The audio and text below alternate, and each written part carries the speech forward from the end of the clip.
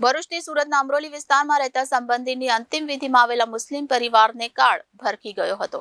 માતા પુત્રનો વરિયાવ રોડ પર નહેરમાંથી મૃતદેહ મળ્યો હતો, જ્યારે પિતાનો ઓલપાડમાંથી મૃતદેહ મળ્યો છે, જેથી આ ત્રણેયના મોતને લઈને રહસ્ય સર્જાયું હતું. જો કે આ ત્રણેયના મોત પરથી સીસીટીવીએ પડદો ઉચક્યો છે અને રહસ્ય ખુલ્યું છે, જેમાં આ યુવક પરિવાર સાથે બાઇક લઈને જઈ રહ્યો હતો, ત્યારે રોડની સાઈડ પર બનાવવામાં આવેલ ડિવાઈડર સાથે અથડાઈને ત્રણેય કેનાલમાં ખાબક્યા હોવાનું સીસીટીવીમાં કેદ થયું છે. સુરતના વરિયાવ રોડ પર આવેલી નહેરમાંથી ગુરુવારે સવારે 6:30 કલાકે મહિલા અને બાળકના મૃતદેહ મળી આવ્યા હતા. સ્થાનિક લોકોએ આ બાબતે જહાંગીરપુરા પોલીસને જાણ કરી હતી. પોલીસને જાણ થતાં પ્રાથમિક તપાસ હાથ ધરી બંને મૃતદેહને પોસ્ટમોર્ટમ અર્થે સિવિલ હોસ્પિટલ મોકલ્યા હતા. સિવિલમાં બાળકનું ફોરેન્સિક અને મહિલાનું પેનલ પોસ્ટમોર્ટમ કરાવાયું હતું.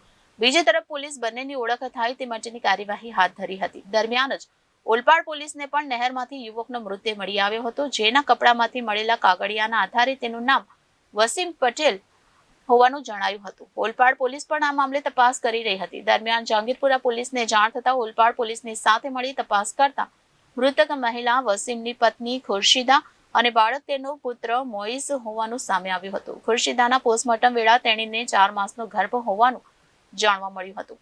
તેઓ ગતરોજ સવારે 5 વાગ્યાની આસપાસ કોસાડથી ભરૂચ પરત ફરી રહ્યા હતા. મુસ્લિમ પરિવાર હોવાની જાણ થયા બાદ સુરત ક્યારે અને કેમ આવ્યા તે અંગે તપાસ કરતા પોલીસને જાણવા મળ્યું હતું કે અમરોલી વિસ્તારમાં રહેતા સંબંધીની અંતિમ વિધિમાં ભરૂચથી વસીમ પત્ની અને પુત્ર સાથે બાઇક પર આવ્યા હતા. દરમિયાન કોઈ ઘટના બની હોવાની આશંકા સેવવામાં આવી રહી હતી. પોલીસ તપાસમાં આ પરિવાર બાઇક લઈને જઈ રહ્યો હોવાથી સીસીટીવીના આધારે તપાસ કરવામાં આવી હતી, જેમાં કોસાડ આવાસ નજીકથી પસાર થઈ રહ્યા હતા, ત્યારે રોડની સાઈડમાં બનાવવામાં આવેલા ડિવાઈડર સાથે બાઇક અથડાય છે અને ત્રણેય કેનાલમાં ખાબકી જાય છે. સામેથી આવતી કોઈ વાહનના કારણે આંખો અંજાઈ ગઈ હોવાનું અનુમાન છે. ત્યારબાદ કેનાલમાં ત્રણેયનું ડૂબી જવાથી મોત થયું હતું અને મૃતદેહ તણાઈ ગયા હતા.